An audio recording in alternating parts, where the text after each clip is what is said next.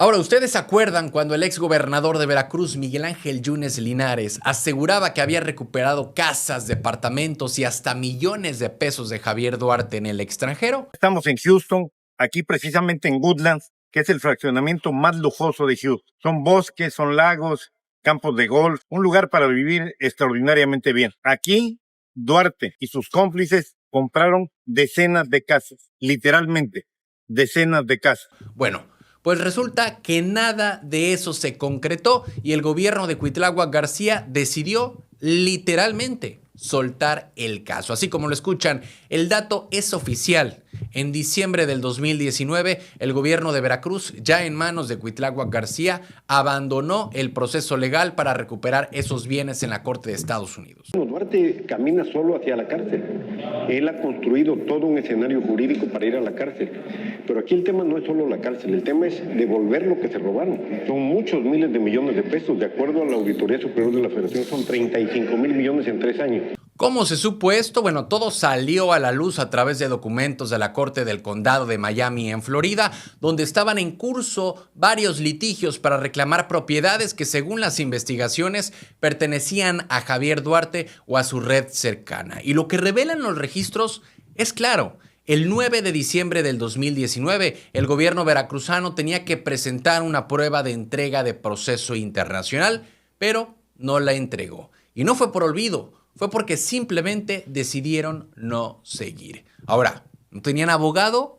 Sí. En su momento el estado de Veracruz contrató al abogado texano Tony Buzbee, un litigante de alto perfil en Estados Unidos, para que llevara los casos en diversas cortes del país vecino. Incluso hay documentos firmados por Cuitláhuac García en julio del 2019, donde confirmaban que él sería su representante legal. Pero aquí viene el giro, porque para 2022 el propio Tony Buzbee renunció a seguir representando al gobierno de Veracruz. La razón, según sus palabras, hubo diferencias con su cliente, es decir, con el gobierno de Cuitláhuac García, y además afirmó que era prácticamente imposible recuperar esos bienes. Entonces, ¿era mentira lo que dijo Miguel Ángel Yunes Linares? Pues todo apunta a que sí. Esta casa que hoy recuperamos y que aquí tengo el título de propiedad ya, puede valer más de $1 millón. La vamos a vender y la vamos a destinar a obras de salud. Durante su gestión hay que recordar, y sobre todo en medio de la campaña de su hijo, Miguel Ángel Yunes Márquez, rumbo a la gubernatura del 2018, el exgobernador Yunes presumió que había recuperado bienes del saqueo duartista. Lo decía en conferencias, en entrevistas y hasta en spots. Hablaba de casas, departamentos en Miami, millones de pesos en cuentas, pero lo que hoy sabemos es que nunca se consolidaron esas recuperaciones. Y peor aún, el siguiente gobierno, en vez de darle seguimiento, dejó caer todo el proceso. ¿Y por qué importa esto? Porque estamos hablando de recursos públicos que podrían haberse recuperado. Dinero que en teoría pues fue robado del erario y que pudo haberse reintegrado al Estado. Pero la realidad es otra. Ni Yunes recuperó lo que prometió, ni Cuitláhuac García hizo algo por terminar el trabajo. Ambos gobiernos, en diferentes momentos y por diferentes razones, le fallaron a los veracruzanos que esperaban justicia.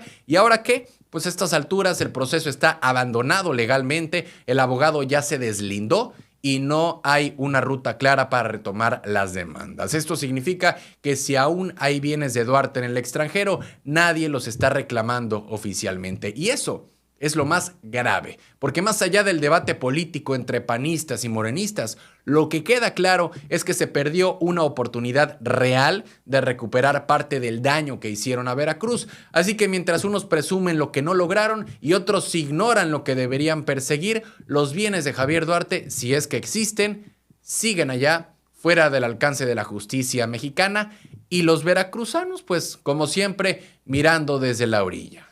¿Cansados de las mismas noticias de siempre? Con los mismos de siempre.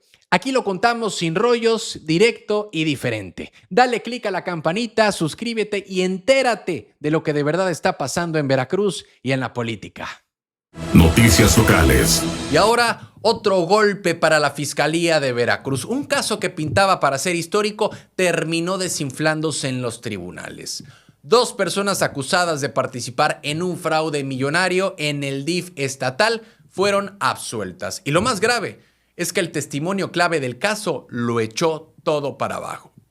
Vámonos desde el principio, vamos a platicar de qué se trata este caso. Para eso hay que remontarnos a abril del 2020, cuando la Fiscalía de Veracruz detuvo a 10 personas por su presunta participación en un fraude de 113 millones de pesos, cuando Karime Macías, sí, la esposa de Javier Duarte, era presidenta del DIF estatal. De esos 10 detenidos, 3 eran exfuncionarios del DIF y los otros 7, supuestamente, eran prestanombres de empresas fantasma que sirvieron para triangular los millones. Todo sonaba a una gran red de corrupción que apuntaban directo a Karime Macías, quien, por cierto, sigue en Reino Unido enfrentando un proceso de extradición. Hasta ahí, todo parecía bien armado, pero algo falló. El juicio se fue desarrollando poco a poco y uno de los casos más representativos era el de César y Claudia N., señalados como accionistas y representante legal respectivamente,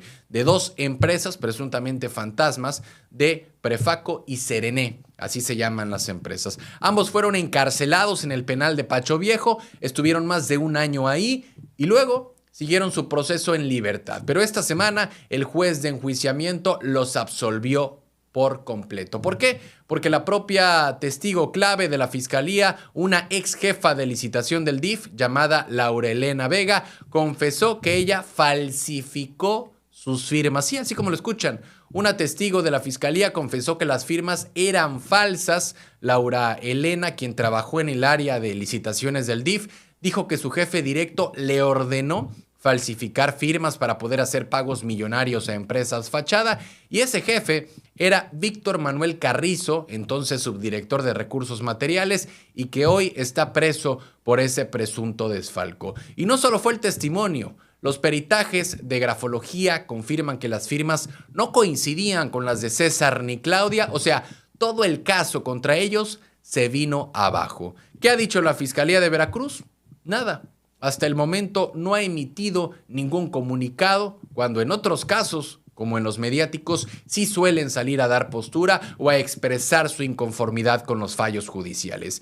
Y en este, simplemente guardaron silencio. Y eso, por supuesto, no pasó desapercibido. Pero este tema va más allá de 2 personas absueltas. Este caso era visto como la vía para llegar a Karime Macías.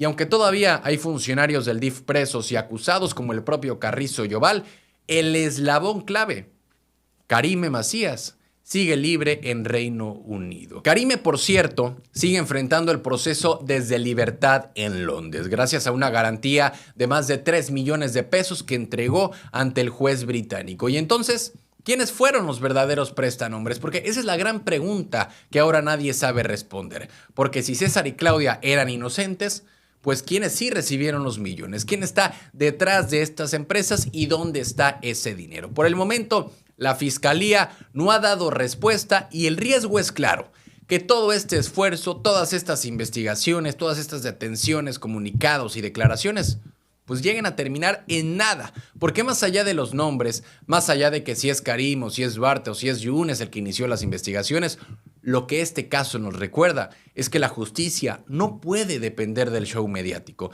Tiene que depender de pruebas, tiene que depender de investigaciones sólidas y de instituciones que hagan su trabajo sin sesgos ni simulaciones. Porque de lo contrario, se repite la historia de siempre. Unos acaban absueltos, otros se fugan y al final el dinero no regresa y la impunidad sigue. ¿Ustedes creen que algún día veremos a Karime Macías sentada frente a un juez mexicano? No lo sabemos, pero para eso se necesita una fiscalía que no solo quiera ganar titulares, sino ganar juicios.